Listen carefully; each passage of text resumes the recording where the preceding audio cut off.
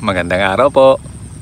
Narito po tayo sa ating punlang palay at ipapakita po ulit natin sa inyo yung kanyang itsura. Tayo po ay mag-spray ngayon ng calcium nitrate para maging resistant siya sa insekto at para mas maging matibay yung ating punlang palay. Hindi siya basta mapuputol kapag ito na ay bubunutin para ilipat tanim. Ipapakita po natin kung paano natin sukatin at kung paano natin i-apply yung calcium nitrate dito sa ating punlang palay para siguradong protektado po siya sa mga insekto.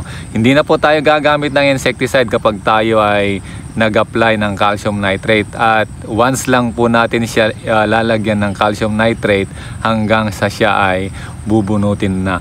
Huwag po kayong umalis, ituloy po ninyo yung panonood sa ating video para kayo po ay matuto, malaman ninyo yung inyong gagawin, lalo na kapag kayo ay nagpupunla ng palay.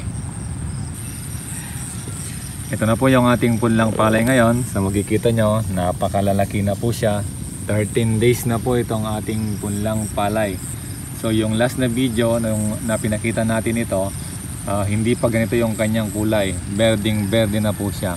Ito po yung hybrid na kwan ng Bayer. Yan po yung 222 sa aking likuran. 222 din po ito at napakalalaki na po siya. Urea po yung nilagay natin dito na pataba at ang kapal na po ng ating punlang palay.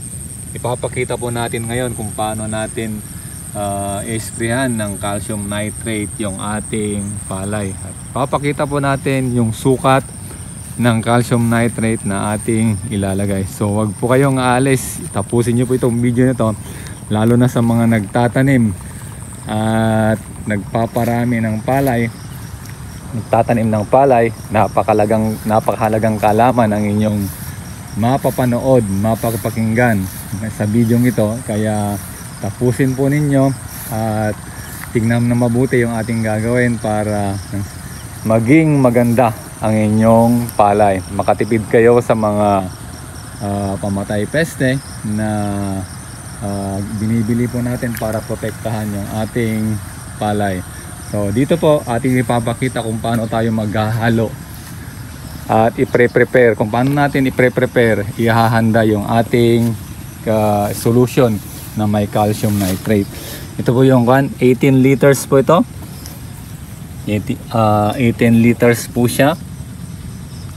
So lalagyan po natin siya ng tubig na 4 na litro.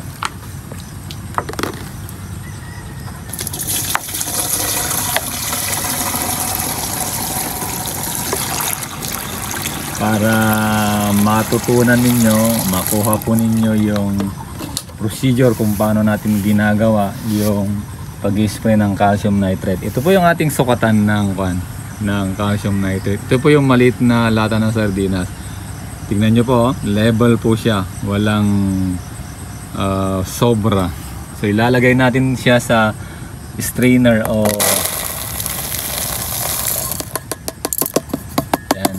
Diyan na po natin tutunawin yung abonong yan.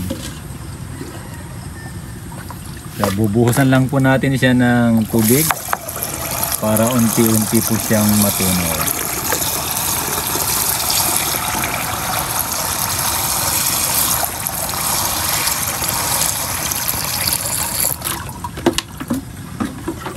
So halos nangalahati na po yung ating calcium nitrate sa pagbuhos pa lang ng tubig.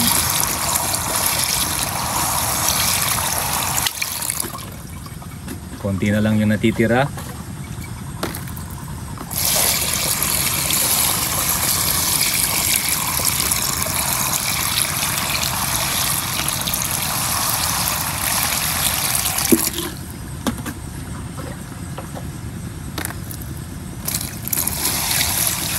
Halos matutunaw na po siya.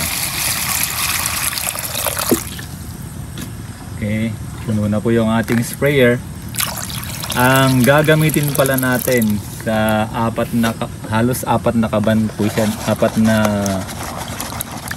kaban po yan ng binhe. Gagamit po tayo dyan ng 4 na kanden. apat na 18 liters.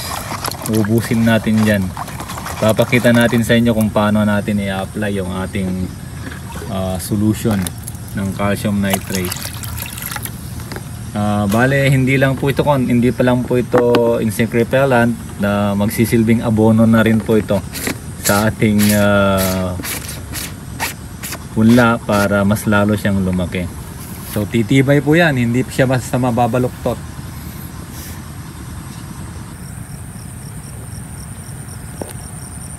So ganito po tayo mag-spray ng ating solution.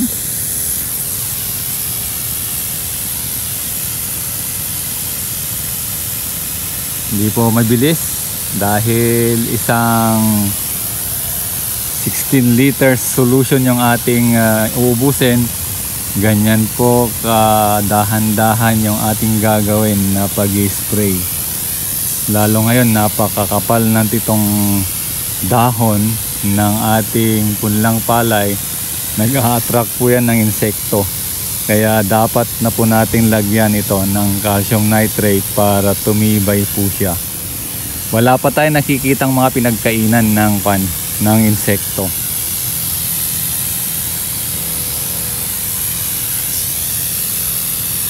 May mga grasshopper na po siya na napapansin natin. Lumilipad-lipad na po yung iba. So siya nga pala, yung ating ginamit ay yung Netrabor. Dahil bakit po yung Netrabor yung ating ginagamit? May boron po kasi siya. Yun yung nagtataboy ng mga insekto.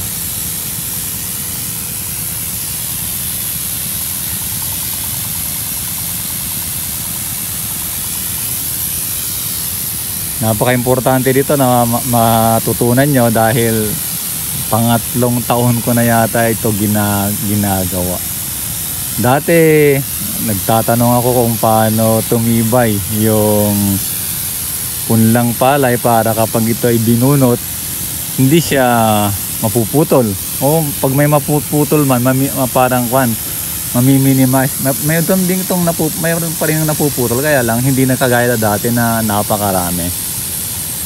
Ito nga, pag ito'y bubunutin, kailangan itong tamnan ulit dahil kokonti po yung maiiwan. Mayroon man napuputol pero kokonti po yung naiiwan.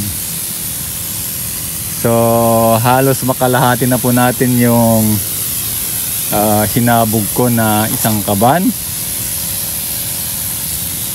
Uubusin natin sa isang kaban na to yung 18 liters na karga-karga ko.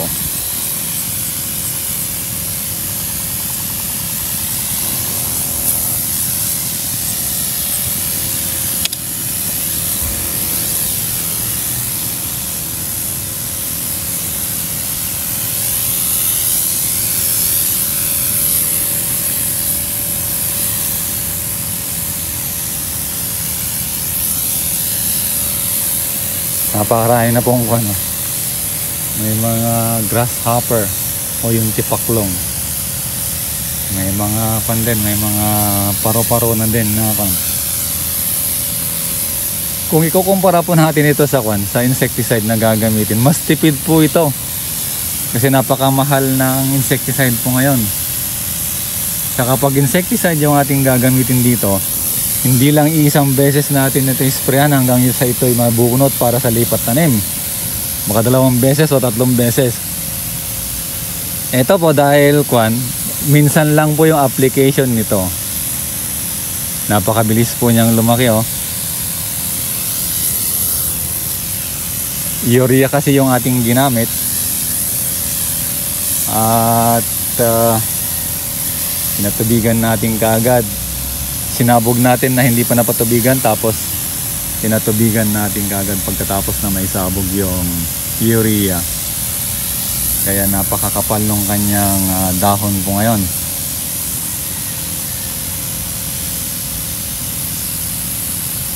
So itatanong siguro, hindi ba masusunog yung yung dahon nito?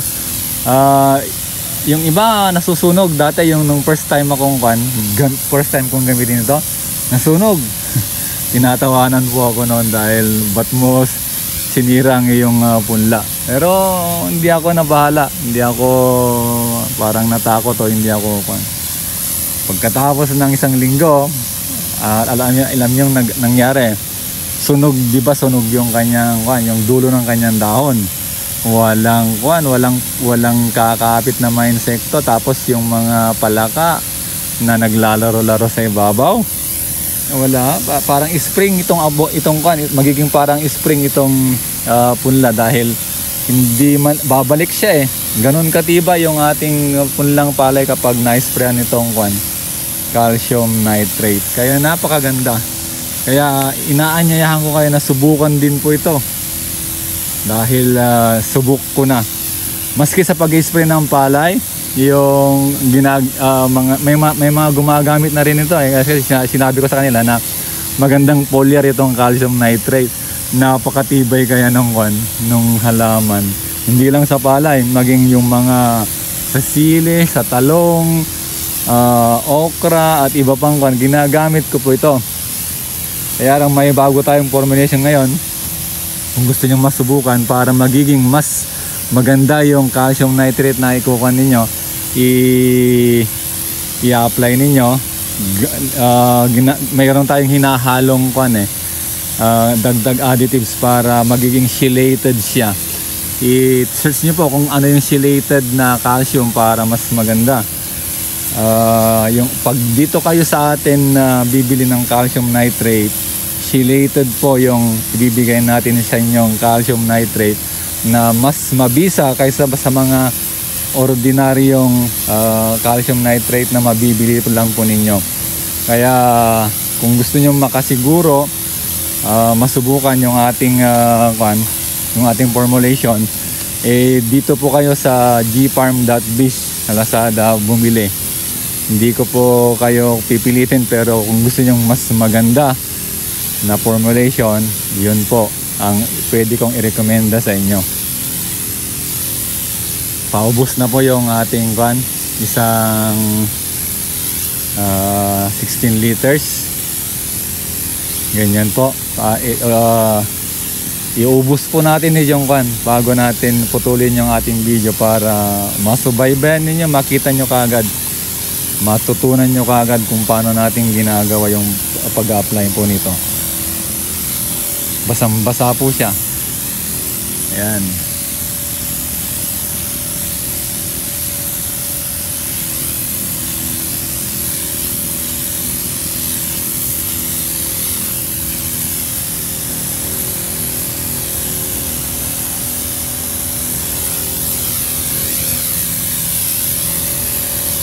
Again, kung meron kayong mga katanungan sa ating ginagawa, sa ating pag-apply nito, libre po at welcome po ang inyong mga katanungan sa ating video po na ito.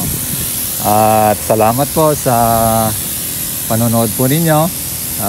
Nakikiusap po tayo na i-share po ninyo at mag-subscribe kayo sa ating video dahil alam ko po sigurado na makakatulong po sa inyo ito. Maraming salamat po sa inyong lahat. Maganda pong umaga.